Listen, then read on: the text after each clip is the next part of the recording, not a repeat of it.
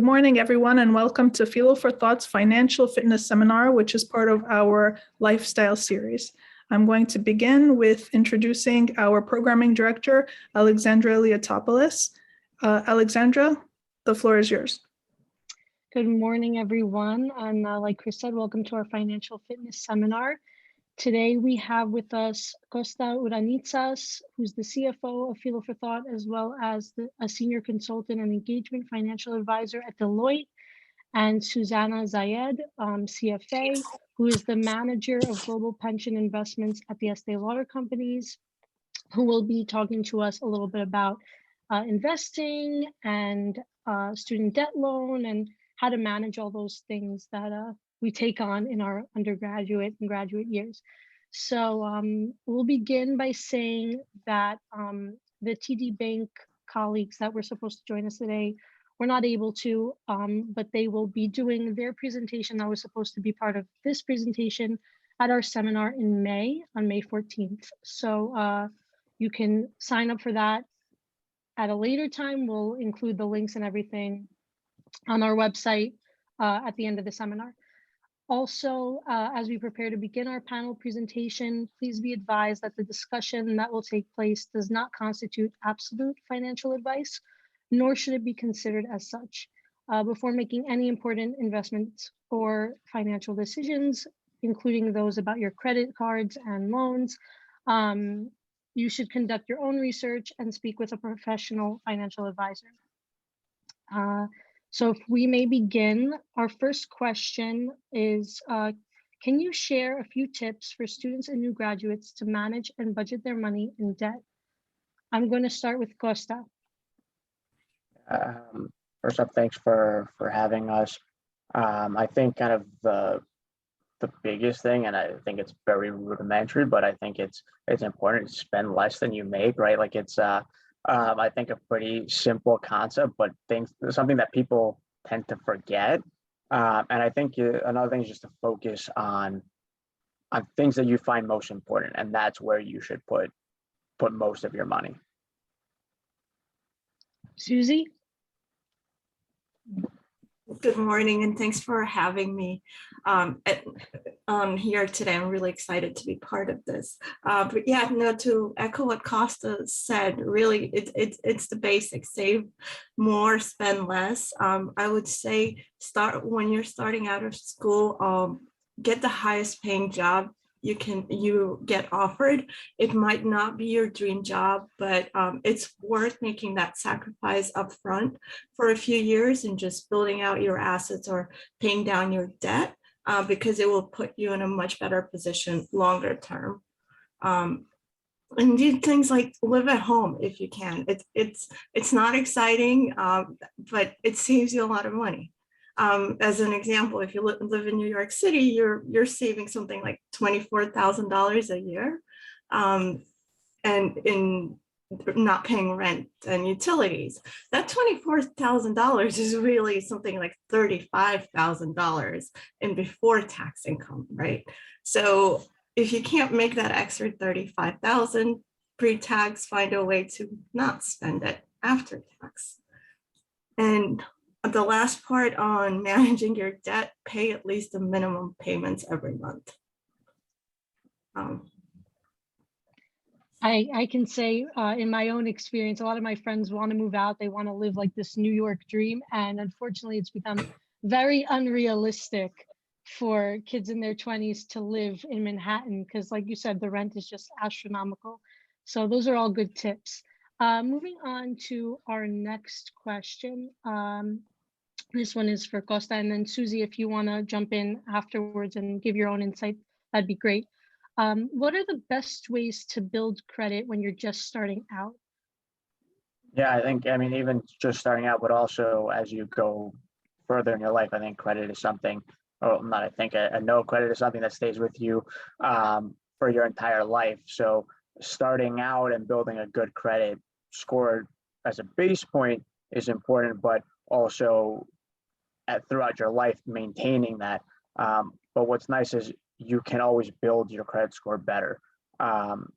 So I think to start out, I think important things is to put bills in your name, whether it's a utility bill, a phone bill, rent, things like that. If you're on campus and you have an off-campus apartment, take on one of the utility bills and put that in your name if you have roommates and stuff. Or if you're living at home, you can take on the phone bill from your parents, and then they can reimburse you. Another thing is opening a credit card is also a good way to build credit, but it's important to pay it in full and timely, regardless if you get that like no APR deal. I mean, with that, it allows you a little bit of flexibility, and sometimes you can play a little bit of a game there because you won't get charged interest. But it's important to pay in full, and each month the minimum payment is a given, but I think everyone should be paying their full credit card bill. Credit utilization is something to think about when you're dealing with credit cards. It's the credit utilization is basically the percent of your credit limit that you're spending. So, if you have a certain, whatever the percentage of your total, if you have $1,000 that you can spend, you want to keep the amount you spend compared to that $1,000 as less as possible. And it's the way you can keep that low is one, spending a little, like I mentioned. Over time, you can raise your credit limit. Sometimes it's automatic. Sometimes you have to ask for it. That will give you a higher denominator in that equation. And also to pay your card, even if it's not when it's due. So if you spend $500 and you have $1,000 limit, just to keep it simple, and you have 50%, if you pay that $500 in the middle of the month, now you're at zero. So you're always keeping that low. Another thought is also only open one credit card at least every 2 years. Because what happens is one of your credit score markers is how many, what they call inquiries. And that's how many times a credit company, whether it's one issuing a loan, if you want a car loan or a mortgage or any other kind of loan, or a credit card, because effectively a credit card is a loan, right? You're paying for something up front, and you owe the company, right? They're loaning you the money. So if you have more than 2 inquiries, it significantly negatively affects your credit score. One won't affect it as much, but it's still there. And again, it's for 2 years. So every inquiry you have, it doesn't go off your account for 2 years. Okay. Susie? Yeah, I would just add, if you're first just starting out and you have a hard time getting the typical credit card, I started out with a secured credit card. So they asked that I show that I have a savings or checkings account with, say, $500 in it.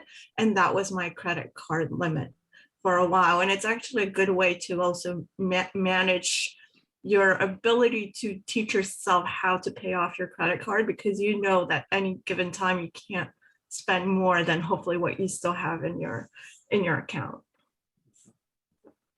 I think that a lot of kids nowadays, besides the fact that it's hard to get a credit card, because I mean, I was in that phase about 2 years ago when I was first applying, and I didn't have like a formal job. No credit cards were accepting me, and I was getting so upset. I'm like, how am I supposed to start building my credit?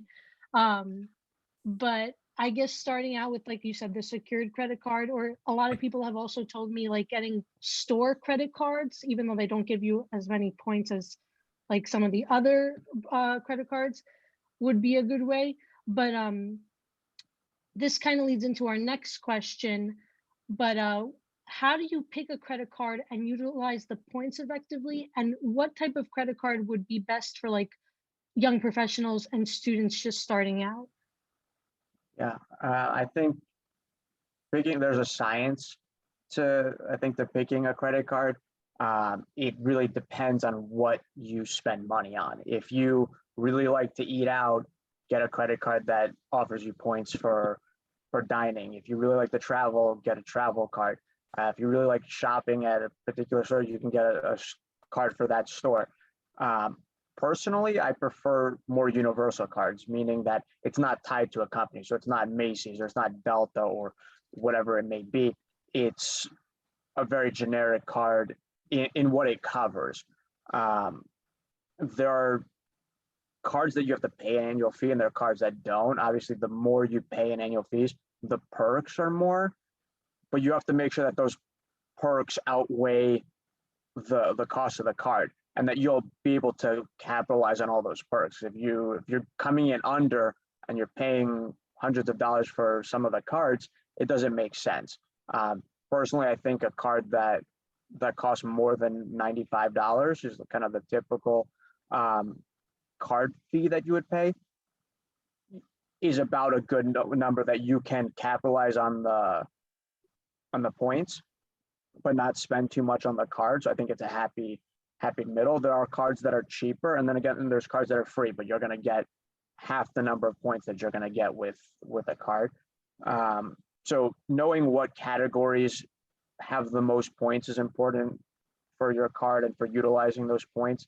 The redemption value is also important, like how many points get you what thing in reward. Sometimes it's 1 for 1, but sometimes it's like 1.25% or 1.5% that you can redeem, let's say on travel through their website, or if you want to redeem the points as a credit on your statement, it also is at 1.25 or 1.5%. So those are important. Again, like I mentioned, the annual fee. Something that I don't really worry about with the credit card is the interest rates. The only time an interest rate kicks in is if you don't pay your balance in full. So if you have it set up so that you're always paying your balance in full, you'll never have to experience anything with the interest rates.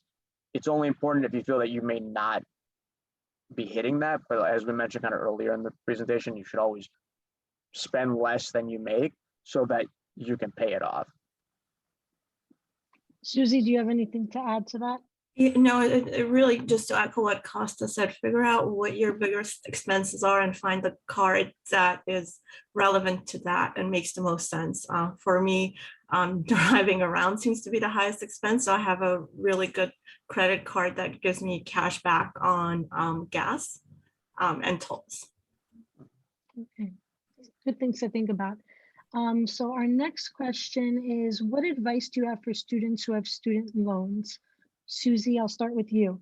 I feel that the $100,000 in student loans that I came out with and coming out of grad school and paying those off makes me, always makes me happy to talk about paying student loans off, because when you come out with $100K in debt, it is a very scary number, and hopefully others have come out with less. But if you do, there are ways to pay it down quickly. I think the typical student loan term is 10 years, if I'm not mistaken.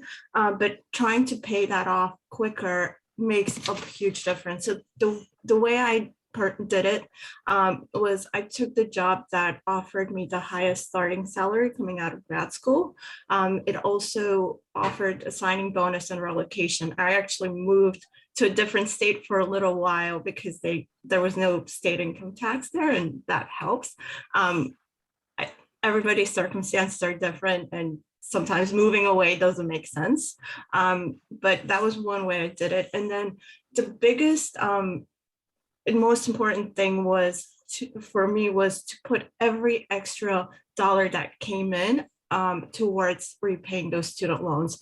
So whether it was a tax rebate, a little money from the holidays, and an extra dollar that I hadn't spent for necessities during the year or during the month, it was a no-brainer. It just goes towards student loans, every dollar. And I did it by paying off the highest interest rate loans first.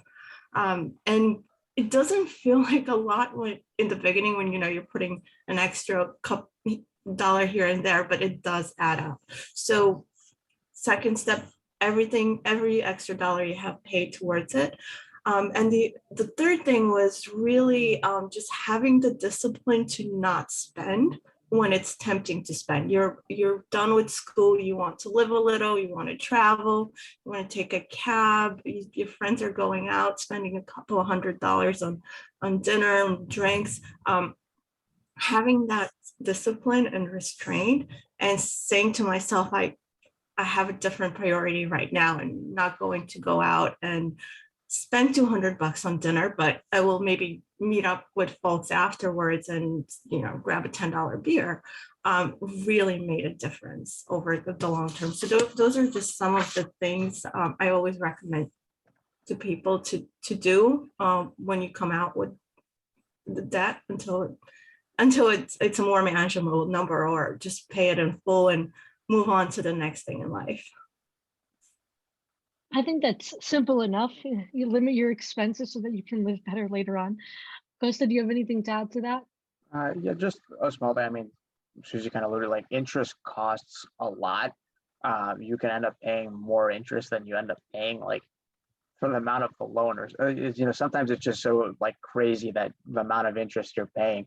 So obviously, the longer you have an outstanding balance, the more interest you end up paying. So to the point mentioned, it's how quickly you can pay it off to reduce the amount that you ultimately owe to whoever you got the loan from. Okay. Moving on to our next question. How do you grow your net worth? Susie, I'll start with you. Sure. So net worth is really your assets minus your liabilities, what you have versus what you owe. And it's two sides to building net worth. All right. The one part is to grow your assets, but the other one is to really reduce your liabilities, which most cases would be various kinds of debt. Starting out, I would recommend reducing the debt, pay off those high APR credit cards, reduce your student loans or pay them off as much as you can. And then have a budget and really spend a couple of months looking at where your money is going and what is discretionary and what is a fixed cost that you can't do about, right? Whether it's living expenses, utilities, those are things that you just can't do without. But if there are other things that, an easy example that comes to mind is subscriptions for things that you're not using.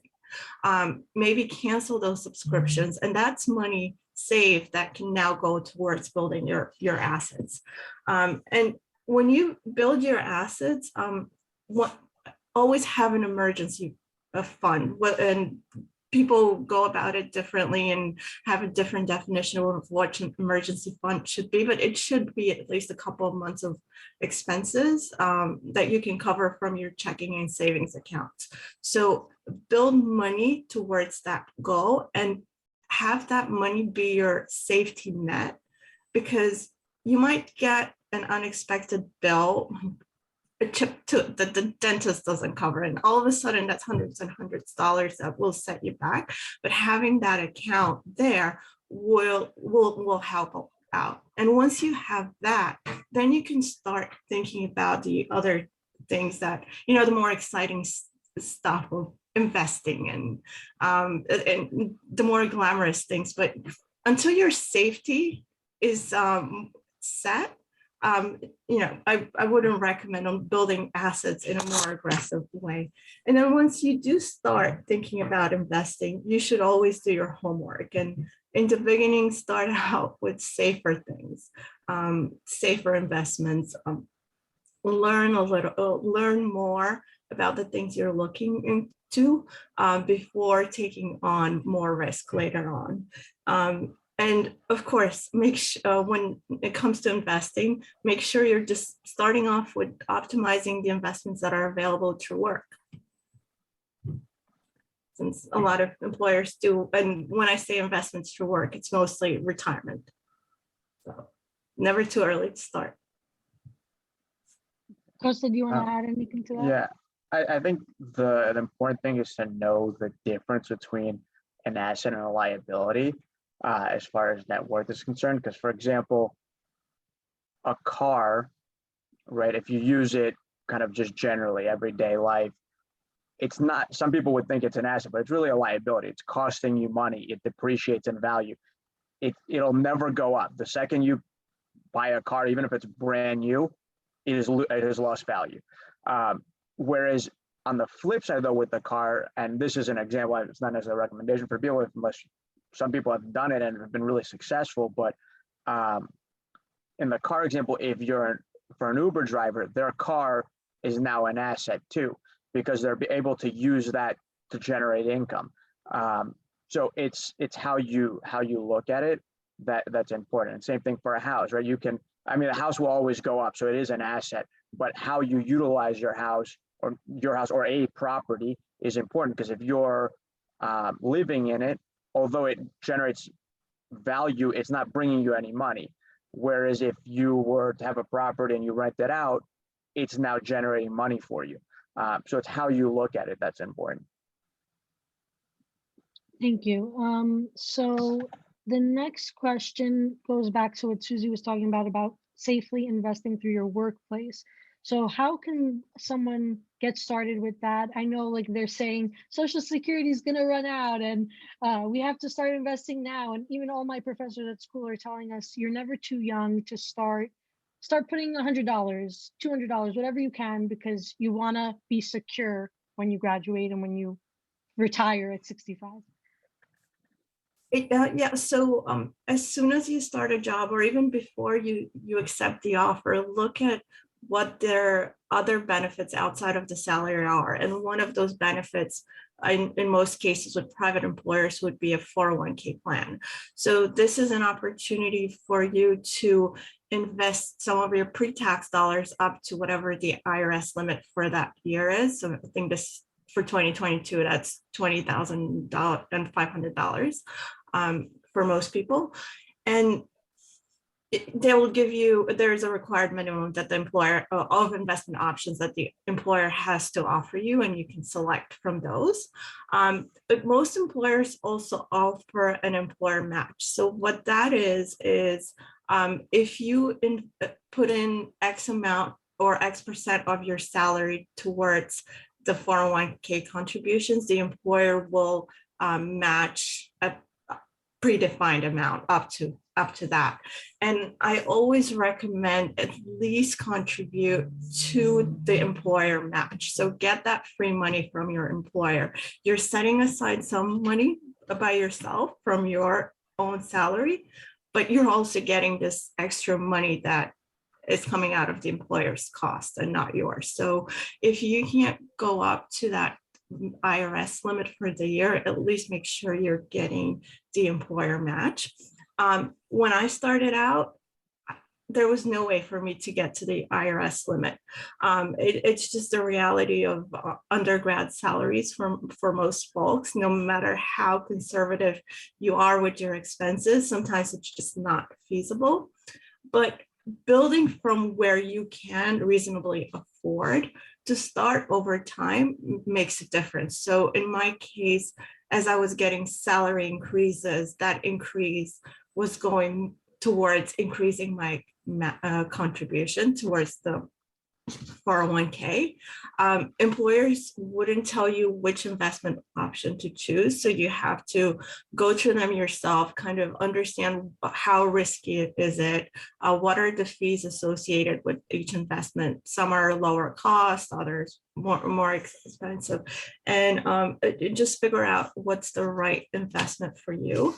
And then unrelated to the retirement accounts, it's also worth mentioning, looking at some of the other savings options that your employer might have. So whether it's some kind of a healthcare account where you're putting in money at the beginning of the year for expected healthcare expenses that you might have, or whether it's a kind of a transit account. So you're spending dollars that won't get taxed for expenses that you need. So those are just some of the things that add up over time. It's like $200 here, $500 there. But 10 years down the road, you look back and it makes a huge difference. I think it's important that you look through and utilize all your employee benefits to the extent possible. To Susie's point with the health savings account, that is something that you will have indefinitely, assuming that there's money there, regardless if you're at that employer or switch employers. There are some health savings accounts that are limited to a year, so which are not really much of an investment, right? Because you have to spend that money within that year. But the health savings accounts, you can keep open indefinitely, and it's pre-tax dollars that go in there. But I think just reviewing your employer's benefits and taking advantage of what suits your needs. Yeah, I see there's a question on whether we recommend having an IRA account in addition to your 401k. Yes, if you can afford it, do it. It's a low risk way of also learning about investing by having a choice, a decision to make of where your money will go in. The limit is manageable for most people, even if you choose to max out. And it's also a way of just exploring investment options that may not be offered by your employer within a 401k plan. So Thank you. So moving on to our next question, which I think we kind of got at with some of your other answers, but to talk about it a little bit more clear cut, how much money is enough money to start these type of investments? Costa, I'll start with you.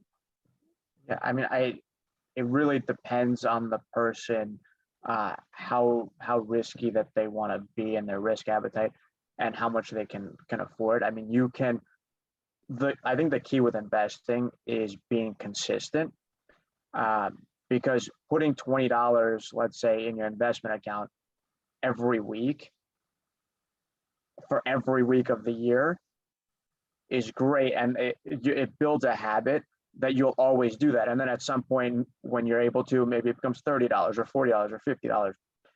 But even if you put $100 in today and then 6 months you put another $100 in, you're not really building some consistency, and that consistency is what leads to long-term success.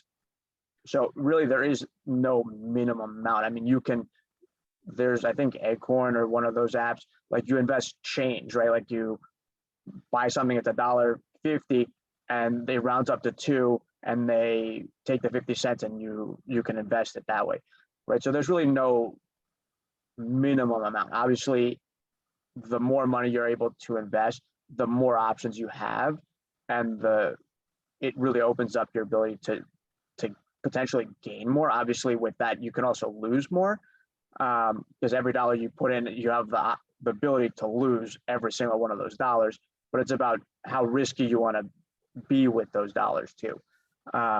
So I think an important thing to know is $1. I mean, when you put in your money now, the sooner you're able to invest, the better it is long term. So even if you can put some money in more so today and less so tomorrow, it's better, because $1 today is worth more than $1 tomorrow. So because of that fact that investments grow over time. yeah, I'll just, it really goes to what Costa just said, building habits. And it just getting into that mindset of having to be consistent is what will drive your ability to invest over the long term in a meaningful way. Personally, I have a more risk averse framework. So I actually didn't do any investing outside of the retirement accounts until I had gotten my debt under control. And then I felt like I can now invest and just have more ability to take a little bit more risk, but also to withstand the losses that might come with some of those investments. But it really is that building of the habit, being consistent, and growing with your investments, with the growth in your income as that happens. I think that's the key that I'm getting, the building consistency and taking the risk if you can, but even if you can't take it, it still might be worth it, because in the long run, your money's going to grow. Next question is, what important things do you need to know before investing in stocks? And do you need a trusted financial advisor, and who would be qualified to take on that role? I'll start with Susie. So I don't have a financial advisor. Sometimes I feel like maybe if I did, some of my investments would have turned out better, but live and learn. But it really is about the live, learn, and learn some more. And if you're new to investing, don't start out with the things that might be in the headlines that are the cool investments that may or may not be the next bubble. But I would recommend starting with safer investments. So looking at things like, and I have to go back to the disclaimer, not offering investment advice to anyone. This is just purely my opinion on the things that you need to research and look into before making the right investment decision for yourself. So now that I have that out of the way, I look at maybe safer, more diversified investments. So when we say diversified, what we mean is you're not putting all your money in one company or one stock, but you're looking at a portfolio of different stocks. So, or if you're looking at an index fund, let's say the S&P 500 is probably one that most folks are familiar with. That's 500 companies that are in that. So if one doesn't do so well, or a couple of don't do so well, hopefully there are others that are doing better, and overall it works out, and you kind of get those the average market returns. So I would suggest starting with those safer investments that are closer to tracking the long-term average market returns than going and doing something crazy and exotic. When I was starting out, somebody told me, if you can't explain to me what you're investing in 15 seconds, you shouldn't be doing it. And that's what I try to live by in my personal investments. That's a good tip. Costa? I mean, I think diversification is key to any portfolio, and just as far also back to the conversation we had before for your net assets, right? Is to be diversified in how you're making money, and to Susie's point, the mutual funds or funds that track the market are good ways to diversify without having to do any diversification yourself, because that investment is diversified in its nature. I think it's also important to look at what platforms you're investing on. Obviously, there's a lot of apps out there that you can use to invest. A lot of them have like no commission fees, so you don't have to pay for every investment you do. It's important to also realize the tax, liabilities when you make investments. Not when you make investment, but if you want to effectively sell your investment, it's important to know those. And that I would say contact, again, a financial advisor or an accountant to discuss what the implications are there. I don't think it's necessary to have a financial advisor. I think they're good for certain people and for a given amount of money, right? Like if you're investing a small amount of money, a financial advisor might end up costing you more than you're making in returns from the investments. So you have to balance out, if it's worth to have someone help you manage or not. I mean, I would advise, like, if anyone's parents have, financial advisors, to kind of piggyback off of that and utilize that relationship, because they'll often give you advice for free. Don't quote me on that, but that's, generally how you can build a relationship with a financial advisor without having to pay for it. So unless you have a good amount of money invested or want to invest a good amount of money with a financial advisor, I don't think it's necessary. But with enough research on your own, with enough due diligence, I think you can build a portfolio that's effective. I think that's another key tip. Doing our own research, being diligent, knowing what we're investing in, so we're not aimlessly just throwing money around. But I don't know if there's anything else that you wanted to add, Susie, to the last question, but that concludes the panel portion. There are some questions that came in, so we can go ahead and ask those.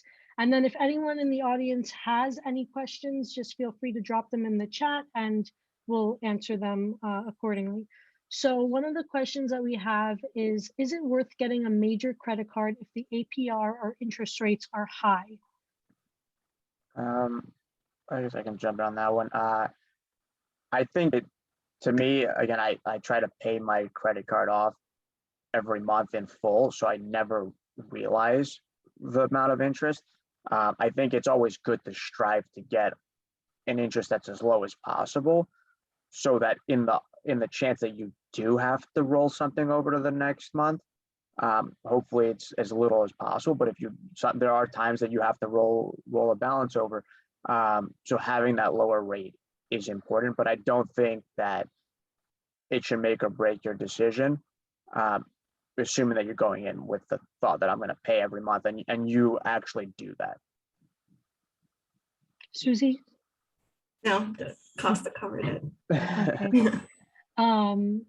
Another question is it more important to have a higher paying job starting out or a job with better investment options / benefits? Susie, I don't know. I would say with higher starting salary, just because you can manage the most of the other things on your own outside of that. And also when you have a higher starting salary, that becomes the baseline for the number that employers are looking at, either internally when they're looking to promote you, so they'll give you X% on top of that, or if you're moving on to a different opportunity elsewhere, that your salary speaks to kind of the expectations for where you should be going next. So focus on the salary, but also if a job is, if you have two offers and there's a marginal difference, then I would say then look at the other benefits that are being offered, the environment that you're going into, the things that you've heard about for the place, because those are also factors that you can't put a dollar value on, but could over the longer term make a difference financially in ways that you don't appreciate initially. And no, sorry, yes. Sorry, one quick thought to add to that. I mean, I think the better starting salary, I think, is better than the amount of kind of financial contribution that they can make to you. So if the 401k is a little bit higher in one than another, I think go with the higher salary, because that gives you the option to still invest in other things, right? But I'd caveat that with, and I know this is a kind of financial fitness seminar, so obviously the more money you have, the more you can do with it, but also don't sacrifice things that make you happy, right? Because if one job pays less, but is going to make you significantly happier than the one that doesn't, sometimes it's good to take the higher and sacrifice a little bit up front. But you also don't want to be miserable in it. You want to leave and still be happy with whatever you're doing. So I think take that with the difference in salaries with a grain of salt too, in the sense that you should be happy with the things that you're doing. And also just to build off of that, think about how much you're actually getting paid per hour. And as a recovering banker, I can tell you that sometimes when you do that math and you realize you're working 100 hours a week and giving up pretty much everything else that matters for that, and versus somebody who is working 50 hours a week, gets paid a little bit less, but has a work-life balance, then you kind of have to take a step back and think, does this make sense to me? And if it does, for how long? Yeah. I mean, I see a lot of people nowadays are more concerned with the work-life balance than in the past, I think, and they're not willing to work as many hours for the pay that they're receiving. And there's been a lot of backlash from what I've been learning. So I think people are realizing their worth and they're not willing to settle anymore, which I guess is a good and a bad thing, depending on how you see it. But to get into our last question, and again, if anyone else has any questions, drop them in the chat. But in this high inflation environment, do you agree it makes sense to make an investment rather than pay down debt like mortgage, so long as the rate of return is higher than the interest rate for the debt, assuming risk is acceptable? So I can start off with that. The fundamentals of finance say that, and just looking at historical data and trends, the evidence it suggests that over the longer term, if you're in an inflationary environment, investing in stocks helps with that. The idea behind it being, well, companies can raise their prices. There's more, and customers will still have to buy things, and where else your salary might not be going up as much. So the economic theory behind that says, yes, in an inflationary environment, you should be investing more. The other side of that, though, is by paying down debt, whether it's a mortgage or student loans or credit card debt, it's a guaranteed return on your investment. So if you want to take that more risk-averse approach and say to yourself, well, I have a guaranteed return on my mortgage that's essentially your interest rate less whatever the tax benefit may be, then I'll take that. But if you're okay with the potential volatility, because in an inflationary environment, when we're seeing this, there has been a lot more volatility than some folks might be comfortable with, then you consider that as well. But economics say invest more in an inflationary environment. Austin, do you want to add anything to that? I think that covers it. Okay. Well, if we don't have any more questions, I'd like to thank you both for engaging in this conversation with us and giving us a few tips to consider. Chris, would you like to do the announcements, or did you drop them all in the chat? So I did post the announcements in the chat. We also want to take a moment to remember Dr. Martin Luther King Jr., who we're celebrating the legacy of this weekend. And along those lines, I actually wanted to share a very short video that we prepared. Let me do a screen share. Okay. Just a reminder. Get ready for break in online revenue in a few minutes. This is a reminder. Get ready for break in online revenue in a few minutes. Okay.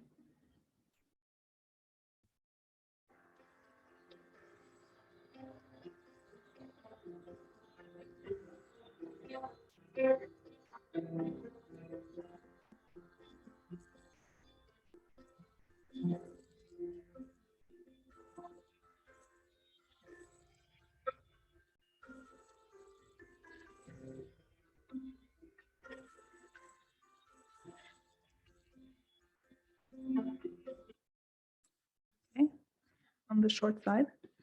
Okay, and I will invite everyone who's joining us today.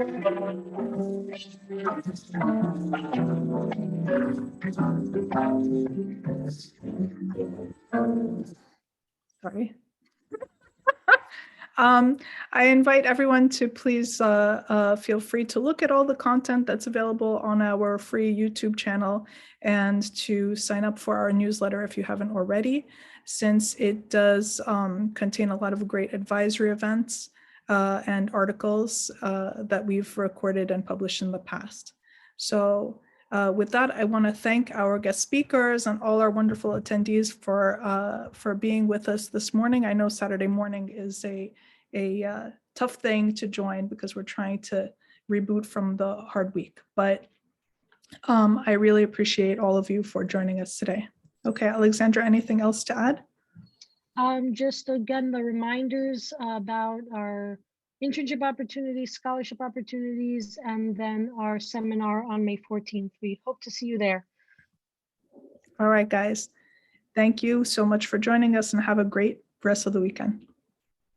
Thank you Thanks. for having us.